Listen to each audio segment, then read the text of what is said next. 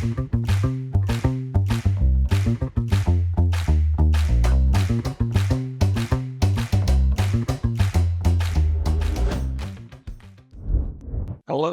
my name is Richard Manson, and I'm Vice President of PSI Urethanes, and I've been working for PSI for 47 years. Today we're going to talk about the most frequently asked questions about urethane. But before we begin, I want to mention that the information I give you today only pertains to solid castable urethane, like the pieces you see behind me here. It does not apply to urethane foam, urethane paints, urethane glues, or urethane sealants. So with that disclaimer, let's get started.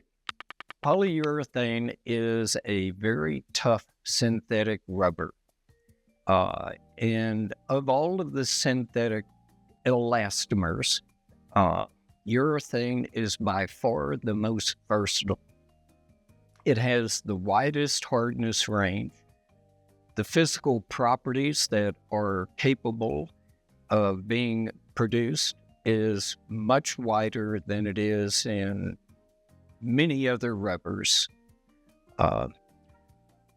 Now, as far as how it's made, urethane is, at its simplest, three components.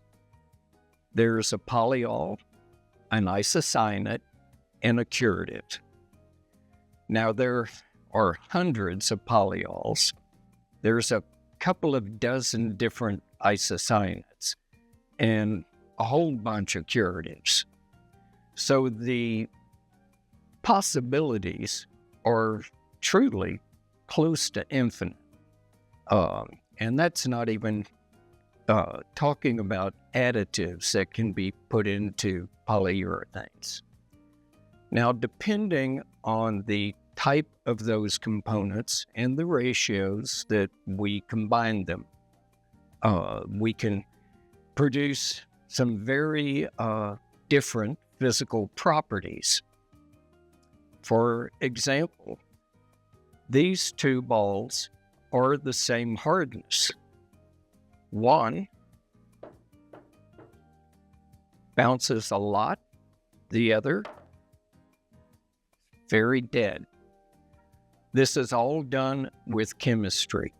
It is possible to just take a polyol, an isocyanate, and a curative, put them into a bucket, stir it together, and it will make urethane. However, that's not the best way to do it. So what we do, because if you do that, you end up with a mishmash of molecules that are, let me just say, not necessarily connected the way they ought to be. So what we do is we take the polyol, which is like a long spaghetti, stretchy-like molecule, and we react it with the isocyanate. That gives us a reactive end on each end of this polyol that is more receptive to the curative. We take that, which now is called a prepolymer, and we combine it with the curative. Then we end up with a very homogeneous, uniform matrix of molecules. And that gives you a better, longer-lasting product. Polyester is a polyol. Poly means many. So we have an ester molecule that's a group of half a dozen or a dozen atoms that have all joined together in a family. Well, they have a reactive end, and you take another ester molecule and you put it on the end of it, and then another, and then another, and you can make this molecule as long as you want to make it. That's actually denoted by what we call molecular weight. You can make this any length you want, And that's what imparts the stretchiness and flexibility of urethane. Polyether is also a polyol. Again, you can make it any length you want. There are, I should have mentioned, many different types of polyester, and there are a few types of polyethers. What are the differences between polyether and polyester? Well, polyester gives us a little tougher material, a little harder to cut or tear or abrade, and it will give us less compression set. Polyethers give us much more rebound, bouncier. They work better in low temperatures, and they're also much less susceptible to absorbing water. So in wet applications, we tend to go with an ether. Oh, what are MDI and TDI? They are the two most common isocyanates in castable urethane. I would certainly guess they comprise 90 to 95% of all of the castable urethane produced. MDI is methylene diphenyl diisocyanate. And that's a mouthful, so we like to call it MDI. TDI is toluene diisocyanate. What are the differences between MDI and TDI? MDIs work better in lower temperatures. And when I say low temperatures, I'm talking minus 30 Fahrenheit or below. TDIs tend to work a little better in hotter environments than an MDI would. And when I say hot, I'm talking 180 Fahrenheit to maybe 250. MDIs will give you a little more bounce, a little more rebound. TDIs give you less compression set. What is the difference between thermoplastic urethane and thermoset urethane? There's a lot of differences. First of all, a thermoplastic is a material that you can melt and inject into a mold, and when it cools, you have your part. Thermoset is a mixture of chemicals, and when it reacts, it gives you your part. You cannot melt it down and reform it. Thermoplastic actually is a urethane, a cured urethane, that is then ground up, put into pellet form, and put into an injection molding machine where it's, again, remelted and formed into whatever your product is. The big physical differences are, well, of course, a thermoplastic in a hotter environment is going to get soft and weak. Also, you lose a lot of compression set. There's not much rebound. Now, don't get me wrong, thermoplastic urethane has its place in the marketplace, but it is not the most tear and abrasive, tough applications. What is a durometer? This is a durometer. It is an instrument for measuring hardness. Now, everybody also tends to say that this piece is a 40 durometer. That actually is a misnomer. It should be this piece registers 40A. The durometer is we have a spring, inside of this cylinder and a pin on the bottom. And what it does is, as we put it on a piece and press it down flat on the foot, it shows us a number. That is a way of measuring the hardness of this piece. There are different scales or different durometers for measuring different types of hardness. We have on the very soft end, we have the 00 scale. This is used for very soft materials and even gels and some foams. PSI does make solid castable urethane that is measured on the 00 scale. Most elastomers are on the A scale.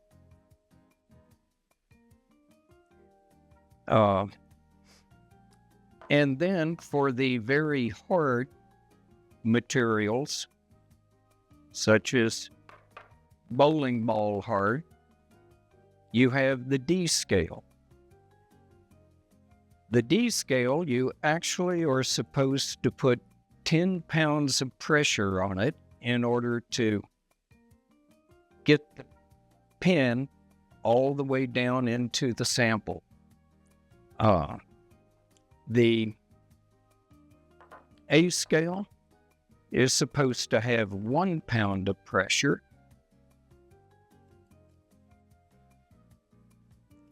And the 00 scale is simply the weight of the instrument itself. What is tensile modulus? It is one of the many ASTM tests that we do to compare different formulations or different elastomers to each other. The tensile modulus is measured by taking a dog bone, as we call it. Again, this dog bone is specified by ASTM. That's the American Society of Testing and Materials. And they have testing methods that are very precise, and that way you can compare apples to apples. This dog bone has to be exactly this shape. It has to be within a small range of thickness. It is then put into a tensile testing machine. This machine pulls the dog bone at a very even rate at 20 inches per minute. And it records the amount of force needed to stretch this material. It will do that up to the point where it breaks. It, of course, is connected to a computer that puts out an entire graph of this force that's needed. So tensile modulus is the force necessary to stretch a material a particular percentage. What we generally specify or note is the 100% elongation and the 300%. What is tensile strength and ultimate tensile strength? They are the same thing. It is when this dog bone breaks. It's the force that it took to break that particular piece. The tensile modulus and tensile strength give us a good idea of the stretchiness and the toughness of a material. What is tear strength? Well, this is another ASTM test that's done on the same tensile pulling machine. It uses a different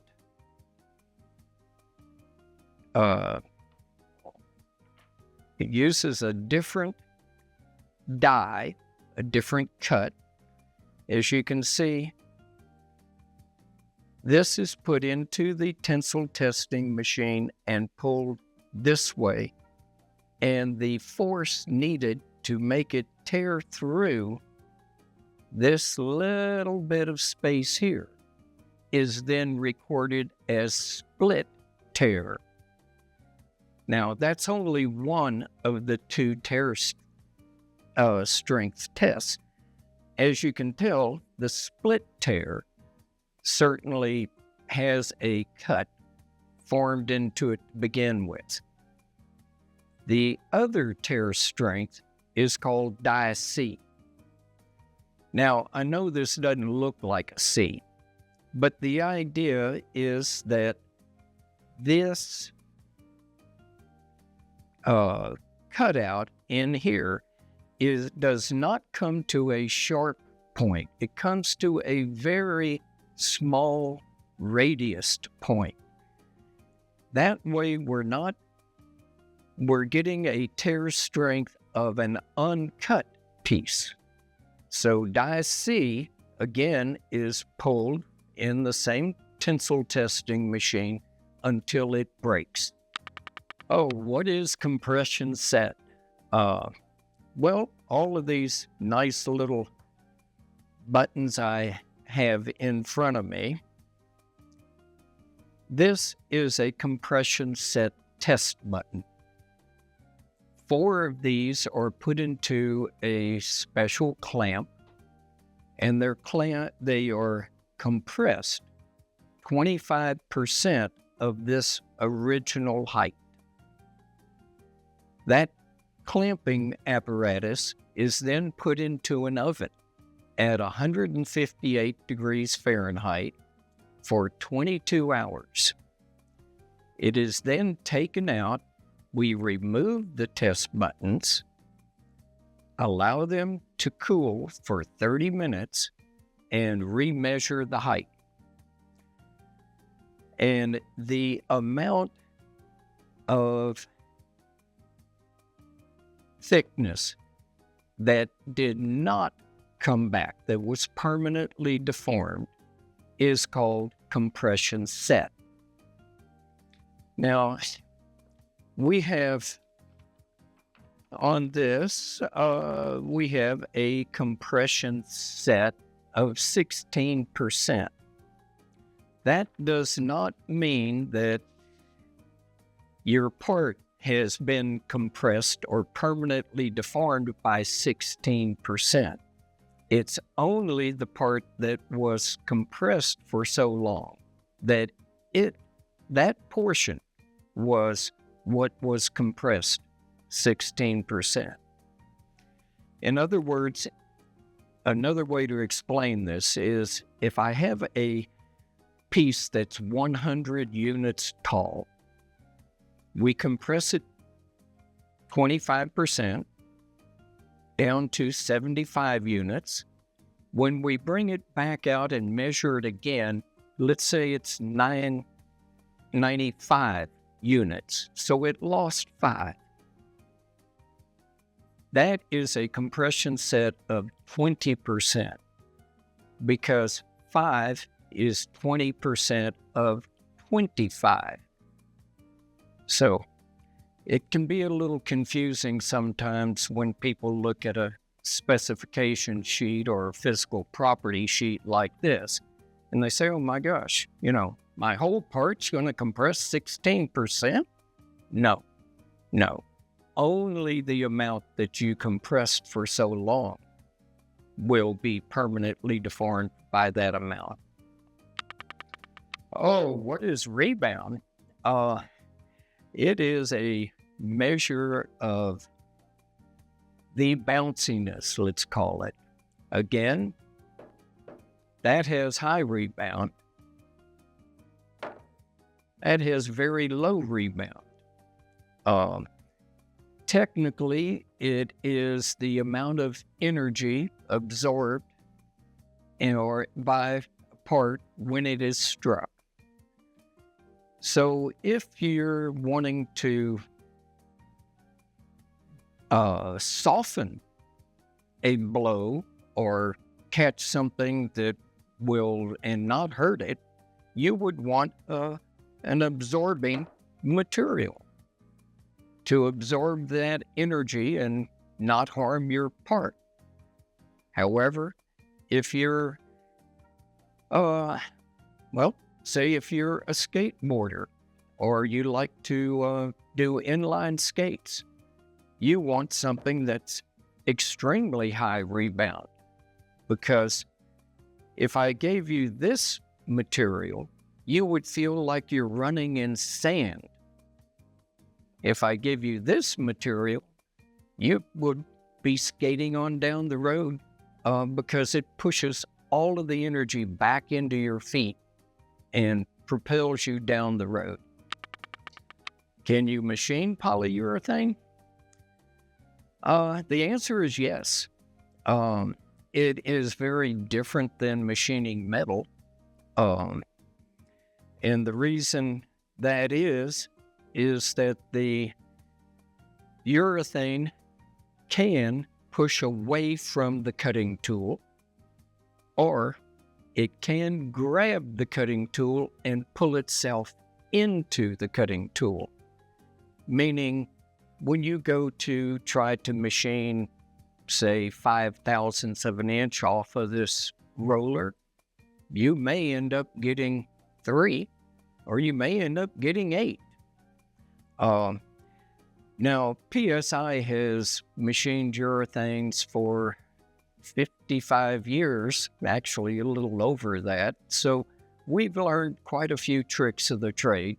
They're not trade secrets. We're happy to share them if you're trying to machine urethane. The harder the urethane is, the easier it is to machine. And if you're having problems machining a urethane, then give us a call. We'll be happy to try to help you out with it.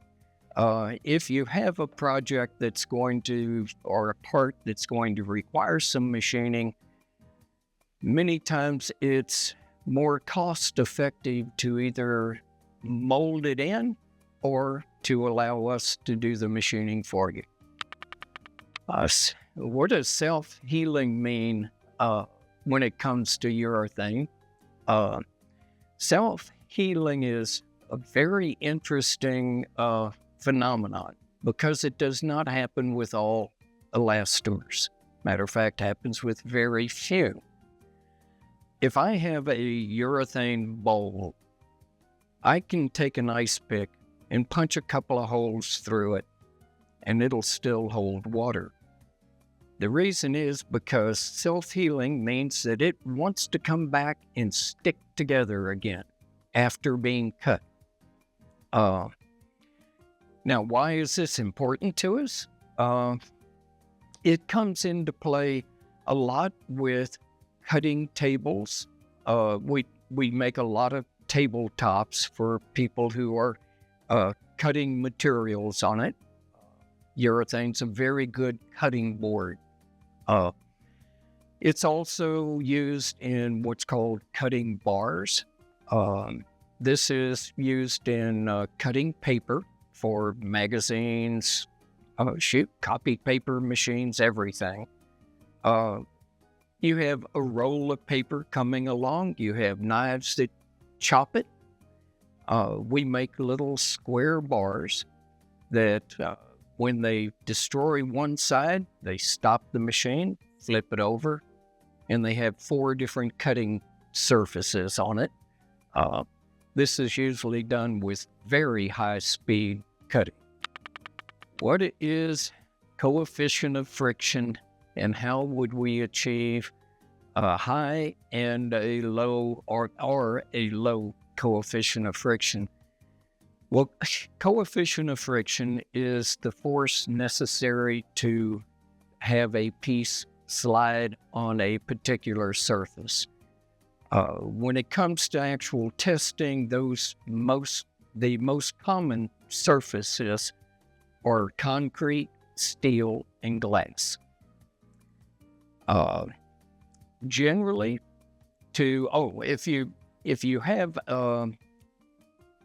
if something's very difficult to slide, it has a high coefficient of friction, and if it's easy to slide, it has a low coefficient of friction.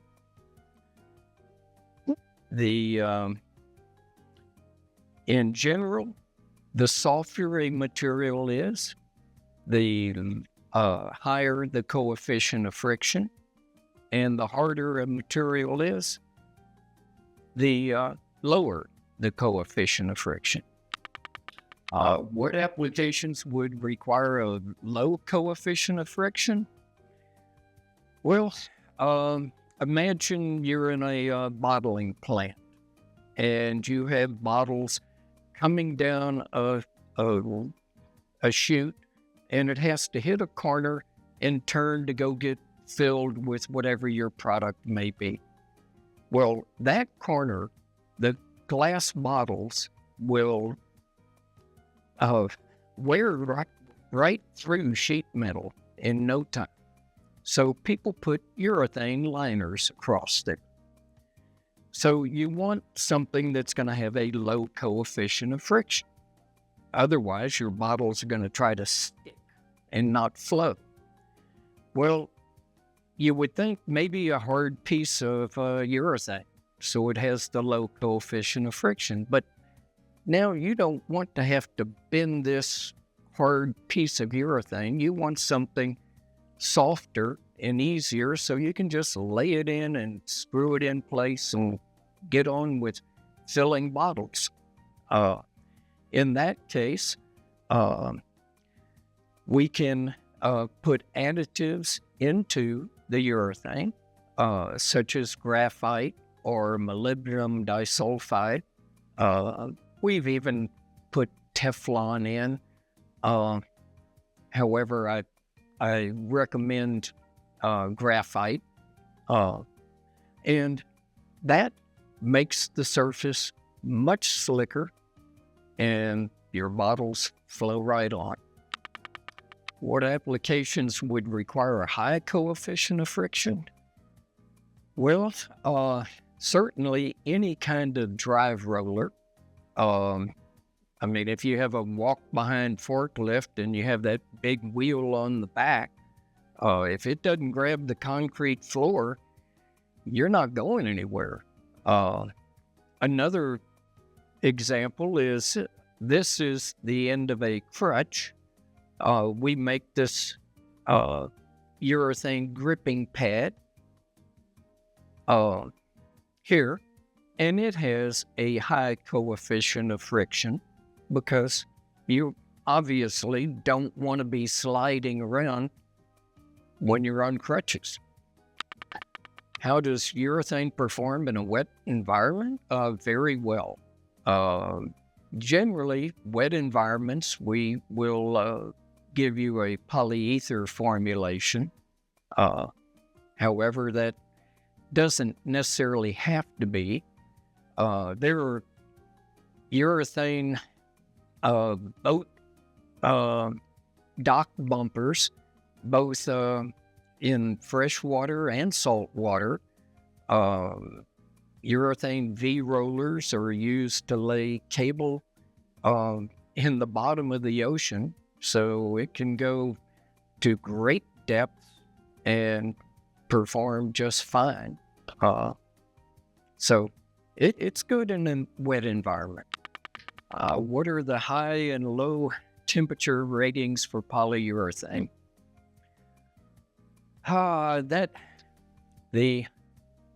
The low temperature ratings, I know in the lab there are some formulations that have gotten down to minus 100 Fahrenheit. The more standard urethanes, I would say we can go down to minus 80, minus maybe 90. On the high temperature side, We generally say about 250 Fahrenheit. However, there are some very specific components that we can use to make urethanes that have in the lab gone up to 400 degrees Fahrenheit, and I would safely say could be used at 375, 380, somewhere in there. But that's a very specialized formulation. Is polyurethane chemically resistant? Yes. Yes, it is. To most all chemicals, but it all depends on what chemical it is, what is the concentration of that chemical, how long are you going to leave it in contact with the urethane, and what temperature is this environment. For example, again, if we have the cutting table, cutting board, or cutting surface on a table, and people are using, let's say, some kind of ink to outline what they want. Now they want to clean that cutting table surface. So they take isopropyl alcohol and they wipe it all down. That is not even going to begin to affect urethane. Not a problem at all. But if you take that same formulation, a little chunk of it, and you put it into a beaker full of isopropyl alcohol and heat it up, yes, that urethane's going to absorb some of it. It's going to swell up, and eventually it would crumble and degrade. So it all depends on how that's done. Now, we have quite a few chemical resistance ratings on our website, but if you don't see what you are looking for, I have this book which has a myriad of chemicals, and they did soaking tests on many various types of elastomers. And so if you don't see what you want, give us a call. I'm happy to give you what information I can. What applications would require antimicrobial urethane? Well, medical and food and sanitation all come to mind very quickly. We can make urethane antimicrobial.